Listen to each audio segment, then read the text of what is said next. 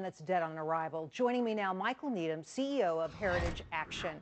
Michael, welcome to the show. And let me ask you, Reid attaching this thing to the jobs bill, a millionaire tax, what will be the impact? Well, the impact, it'll be killing jobs.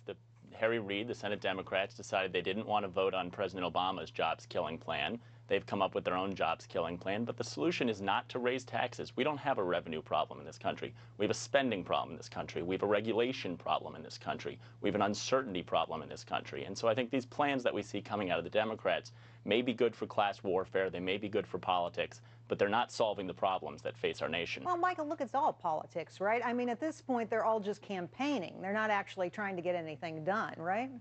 Well, it's all politics unless you don't have a job. It's all politics unless you're a future generation that's going to inherit $63 trillion of unfunded promises. And so I think the reason we've seen 3 straight wave elections in this country is that the American people are absolutely sick of a Washington establishment that goes behind closed doors, doesn't talk through the problems with the American people, and comes up with solutions that continue the status quo rather than saving this nation. Well, you know, you say a millionaire tax is a bad idea, but apparently there's a lot of support out there for it. Let me show you this full screen. A lot of people out there saying they support a millionaire tax, the so-called Buffett tax. Republicans 66%, folks earning over $100,000. That's a different full screen.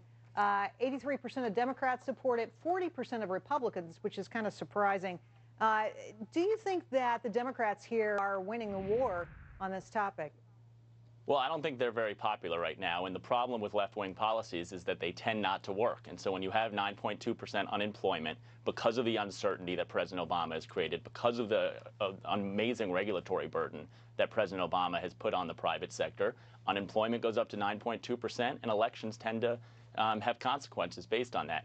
The problems that we have in this country aren't that we're not taxing millionaires enough. The problems that we have in this country are we're paying Warren Buffett Social Security. We're paying for 75% of Warren Buffett's Medicare. We need to control spending. We need to look at the problems in a common sense way, and we need to allow the private sector to grow and create jobs, not sit there and pick winners and losers in Washington, D.C. And this is a lot of money. This is about $183,000, according to the latest estimates I've seen, of what this would cost, in addition to what millionaires are already paying. I mean, look, I don't want to be the big defender of millionaires here, but this is essentially unfair, isn't it?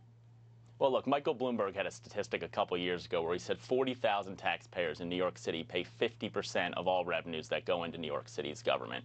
At some point, if you keep squeezing people, they're going to move, they're going to change their spending habits, and it's going to have tremendous consequences. You just can't squeeze that much more money out of the income tax. Instead, we have to look at the spending problems that we have in this country. We have to keep taxes at their historic levels, and we need to have a pro-growth country that allows for jobs to be created by the private sector, which is where they really are. All right, Michael, thanks for your time today. Appreciate your help. Great to be with you. All right.